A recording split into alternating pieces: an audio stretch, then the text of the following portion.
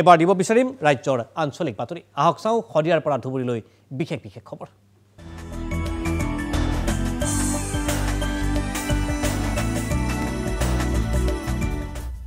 প্ৰত্যাশিতভাৱে বিজেপিয়ে বিজয় সাব্যস্ত কৰিলে পৌৰসভা নিৰ্বাচনত বিৰোধীক সম্পূৰ্ণৰূপে ধূলিসাৎ কৰি পুনৰ চলিল বিজেপিৰ বিজয় ৰথ মুঠৰ ওপৰত অপ্ৰতিৰোধ ৰূপত অৱতীৰ্ণ হৈছে বিজেপি ৰাজ্যৰ প্ৰতিটো নিৰ্বাচনত যেন অনবদ্য ভাৰতীয় জনতা পাৰ্টি বুধবাৰে ঘোষণা হ'ল পৌৰ নিৰ্বাচনৰ ফলাফল 977টা ৱাৰ্ডৰ বাবে 80খন পৌৰসভাত অনুষ্ঠিত হৈছিল নিৰ্বাচন বিগত 6 মাৰ্চত অনুষ্ঠিত হৈছিল ভোট গ্ৰহণ পৰ্ব দুই এখন পৌৰসভাৰ বাদে সম্পূৰ্ণৰূপে প্ৰত্যাখ্যিত হ'ল বিৰোধী কংগ্ৰেছ AIUDF ৰাইজৰ দল আৰু অসম জাতীয় পৰিষদ মুঠ 80খন পৌৰসভাৰ ভিতৰত 75খন পৌৰসভাতে বিজেপিয়ে উৰালে নিজৰ বিজয় নিশান ইয়াৰ বাবে উৎফুল্লিত হৈ পৰিছে বিজেপি দলীয় কৰ্মীসকল কংগ্ৰেছৰ দখলত থকা ঢিং বিধানসভা সমষ্টি দখল কৰিবলৈ সক্ষম হ'ল বিজেপি বুকাহাট বিজেপি জিন্দাবাদ ধ্বনি দি আনন্দ উল্লাস প্ৰকাশ কৰিলে বিজেপি কৰ্মীসকলে বজালিতো মন্ত্ৰী ৰঞ্জিত দাসৰ নেতৃত্বত বিজয় উৎসৱ পালন কৰিলে দলীয় কৰ্মী আনতে বঙাইগাঁও ধুবুৰী গোৱালপাৰা পলাশবাৰী আদিতো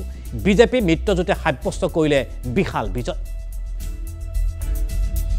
প্ৰদেশ কংগ্ৰেছৰ সভাপতি ভূপেন বৰাৰ নেতৃত্বত পৌৰসভা নিৰ্বাচনৰ বাবে টঙালি বান্ধিছিল প্ৰদেশ কংগ্ৰেছে ৰাজ্যত বিজেপিৰ অপ্ৰতিৰোধ বিজয় অভিযানক বাধা দিয়াৰ বাবে প্ৰস্তুত হৈছিল ভূপেন বৰাৰ নেতৃত্বত কংগ্ৰেছৰ ব্লুপ্ৰিণ্ট কিন্তু ইয়াৰ বিপৰীতে পৌৰসভা নিৰ্বাচনত সম্পূৰ্ণৰূপে ধূলিসাৎ হ'ল কংগ্ৰেছ কেইবাটাও বিধানসভা সমষ্টি কংগ্ৰেছৰ দখলত থকা সত্ত্বেও সম্পূৰ্ণৰূপে ব্যৰ্থ হয় পৌৰসভা নিৰ্বাচনত প্ৰাক্তন সভাপতি সাংসদ ৰিপুণ বৰাৰ গৃহ চহৰ গহপুৰতেই কংগ্ৰেছৰ বিধ্বস্ত ৰূপ তিনিচুকীয়া পৌৰসভাত হ'ল কংগ্ৰেছ শূন্য তাৰোপৰি দৰঙৰ এটা ৱাৰ্ডতো জয়ী নহ'ল কংগ্ৰেছৰ প্ৰাৰ্থী মাথো নগণ্য সংখ্যক কেইখনমান পৌৰসভাতে বিজয় সাব্যস্ত কৰিবলৈ সক্ষম হ'ল কংগ্ৰেছ দবকা পৌৰসভাতো বিজয় সাব্যস্ত কৰিবলৈ সক্ষম হ'ল কংগ্ৰেছ নাজিৰা গহপুৰ বিহপুৰীয়াত বিধ্বস্ত হ'ল কংগ্ৰেছ সভাপতি ভূপেন বৰাৰ বিহপুৰীয়াত শূন্য হ'ল কংগ্ৰেছ আনহাতে দেৱব্ৰত শইকীয়াৰ নাজিৰা বিধানসভা সমষ্টিত শোচনীয়ভাৱে পৰাস্ত হ'ল কংগ্ৰেছ দল বিজয়ৰ পাছতে বিজেপি ৰাজ্যিক সভাপতি ভৱেশ কলিতাৰ সংবাদমেল এই জয়ৰ বাবে ভোটাৰে ৰাইজক বিজেপি কৰ্মীক কৃতজ্ঞতা জনালে সভাপতি ভৱেশ কলিতাই কলিতাৰ দাবী ড্ৰাগছমুক্ত উন্নত সমাজ গঠনৰ বাবে বিজেপিকে কৰালে জয়ী উল্লেখযোগ্য যে বিজেপিৰ হৈ জয়ী হৈছে 10জনতকৈ অধিক সংখ্যালঘু বিজেপি প্ৰাৰ্থী আনহাতে অগপৰ দুৰ্গ বঙাইগাঁৱতো বিজেপিয়ে সাব্যস্ত কৰিলে বৃহৎ বিজয় এই বিজয়ৰ বাবে বঙাইগাঁওবাসীক বিশেষভাৱে ধন্যবাদ জনালে ভৱেশ কলিতাই আহক চাওঁ ৰাজ্যজুৰি বিজেপিৰ বিজয় নিশান উৰা আজিৰ এই বিশেষ দিনটোত এখন সংবাদমেল সম্বোধন কৰি কি ক'ব খুজিছে ৰাজ্যিক বিজেপিৰ সভাপতি ভৱেশ কলিতাই আমি আপোনাক জনাবৰ পাৰি আমি সুখী হৈছোঁ মই কৈছিলোঁ যে 80খনে আমি দখল কৰিম এতিয়ালৈকে আমি মিত্ৰ গোষ্ঠীয়ে 77 পৌৰসভা আমি দখল কৰিবলৈ সক্ষম হৈছোঁ এখনত কংগ্ৰেছ দল আৰু দুখনত নিৰ্দলীয় হাতত আছে আটাইতকৈ ভাল কথা 10গৰাকীতকৈ অধিক আমাৰ সংখ্যালঘু অধ্যুষিত অঞ্চলত সংখ্যালঘু আমাৰ প্ৰাৰ্থী নিৰ্বাচিত হ'বলৈ সক্ষম হৈছে মাননীয় মুখ্যমন্ত্ৰী মহোদয়ে অসমত যি বিকাশৰ বৰ্ণনা কৰিছে আৰু নগৰ অঞ্চলৰ ৰাইজ ইয়াত বাৰুকৈ সন্তুষ্ট আছিল অসমৰ জনগণে দ্বিতীয়বাৰৰ কাৰণে 2021 চনত যিদৰে ভাৰতীয় জনতা পাৰ্টীৰ সপক্ষে মেণ্ডেট দিছিল আৰু পৌৰসভাৰ 80খন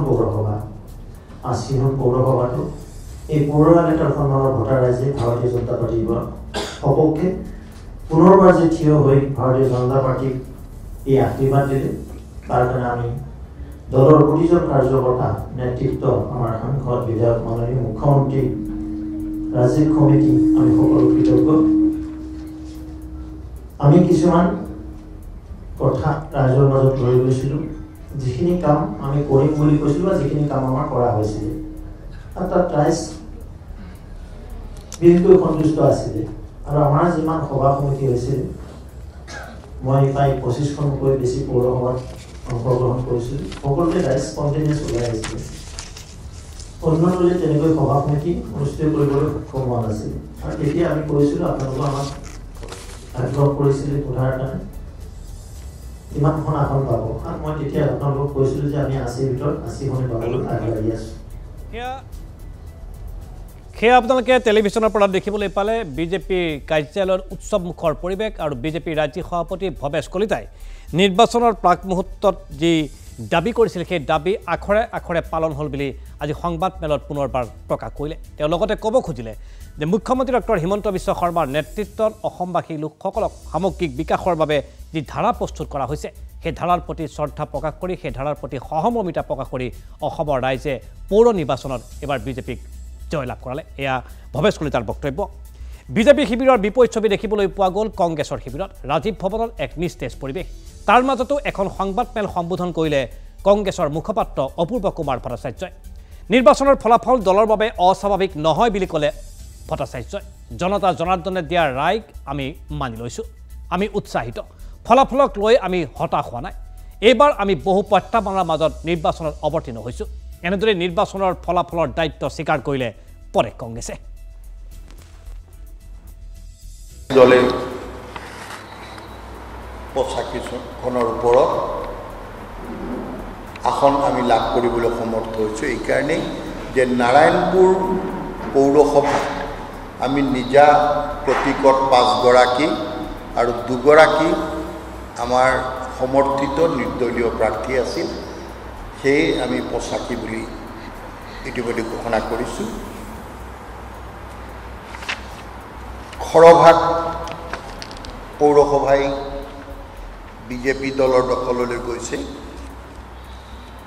অৱশ্যে এইটো আমাৰ কাৰণে বৰ বেছি অস্বাভাৱিক নহয়,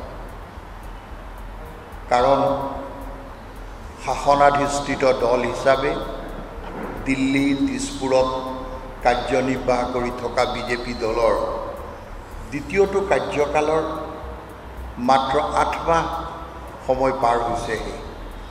গতিকে জনসাধাৰণে এই মুহূৰ্তত শাসক দলৰ ওপৰত হয়তো আস্থা হেৰুৱাই পেলোৱা নাই। আৰু জনতা জনাৰ্দনে যি ৰায় দিছে, আমি ভাৰতীয় জাতীয় কংগ্ৰেছৰ অসম প্ৰদেশ আমি কিন্তু উৎসাহিত। তাৰ কাৰণ প্ৰথম কথা আমাক কোৱা হৈছিল যে ৰাজ্যখনত কংগ্ৰেছৰ প্ৰাৰ্থীয়ে নোলাব প্ৰতিদ্বন্দ্বিতা কৰিবলৈ, কিন্তু আমি অতি সুখী যে 80খন পৌৰসভাতেই কংগ্ৰেছ দলে আমি প্ৰাৰ্থী আগবঢ়াবলৈ সমৰ্থ হৈছিল।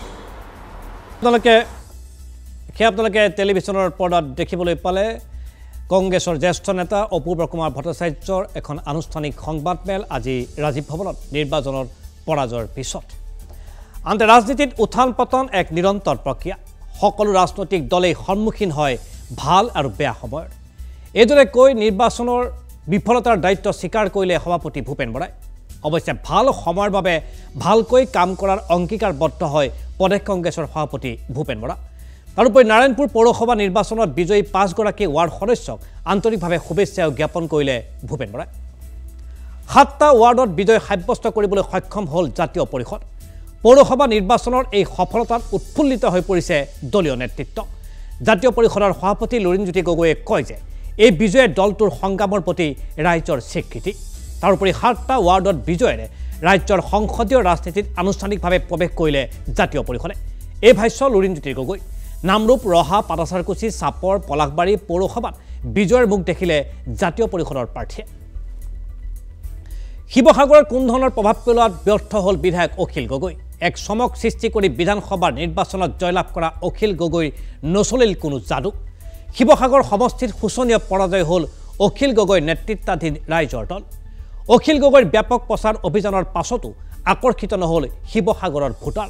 ৰাইজৰ দলে জয়লাভ কৰিবলৈ সক্ষম হ'ল মাত্ৰ 2খন আসনতে। বহুবল্কী বিধায়ক ৰূপজ্যোতি কুৰ্মী ব্যৰ্থ ভোটাৰক আকৰ্ষিত কৰাত। পৌৰসভা নিৰ্বাচনৰ পূৰ্বে কংগ্ৰেছৰ পৰা বিজেপিলৈ জঁপিওৱা বিধায়ক ৰূপজ্যোতি কুৰ্মীৰ দাবী আছিল মৰিয়নীত বিজেপিৰ বৃহৎ বিজয়। কিন্তু বুধবাৰৰ নিৰ্বাচনৰ ফলাফলত প্ৰতিফলিত হ'ল এখন বিপৰীত ছবি। কোনো প্ৰকাৰে সমষ্টিটোত বিজেপিৰ প্ৰভাৱ পেলোৱাত সম্পূৰ্ণৰূপে ব্যৰ্থ হ'ল ৰূপজ্যোতি কুৰ্মী। পৌৰসভা নিৰ্বাচনত বিফল হ'ল ৰূপজ্যোতি কুৰ্মী। মৰিয়নীত ৰূপজ্যোতি কুৰ্মীৰ ৰূপকথাই আকৰ্ষিত কৰিব নোৱাৰিলে ভোটাৰক। বিজেপিয়ে মাত্ৰ 2খন আসনতে বিজয় হোৱাৰ বিপৰীতে নিৰ্দলীয় প্ৰাৰ্থী বিজয়ী হ'ল 8টাকৈ ৱাৰ্ডত। নতুন ৰাষ্ট্ৰীয় শিক্ষানীতি সন্দৰ্ভত নতুন দিল্লীত বিশেষ বৈঠকত অংশগ্ৰহণ কৰিলে অসমৰ শিক্ষামন্ত্ৰী ৰণোজ পেগুৱে বৈঠকত অংশগ্ৰহণ কৰি ৰণোজ পেগুৰ প্ৰতিক্ৰিয়া কেন্দ্ৰীয় শিক্ষামন্ত্ৰী মধ্যপ্ৰদেশ কৰ্ণাটক আৰু অসমৰ শিক্ষামন্ত্ৰীক লৈ এখন কমিটি গঠন কৰা হৈছে সৰ্বমুঠ ৩০০টা ট্ৰাষ্টৰ ২৯৫ নং গুৰুত্বপূৰ্ণ ট্ৰাষ্ট সম্পৰ্কত আলোচনা সাৰ্বজনীন শিক্ষাৰ উপৰিও গুণগত শিক্ষাৰ ওপৰত আলোচনা কৰা হৈছে এমাহৰ ভিতৰত কমিটিয়ে দাখিল কৰিব লাগিব প্ৰতিবেদন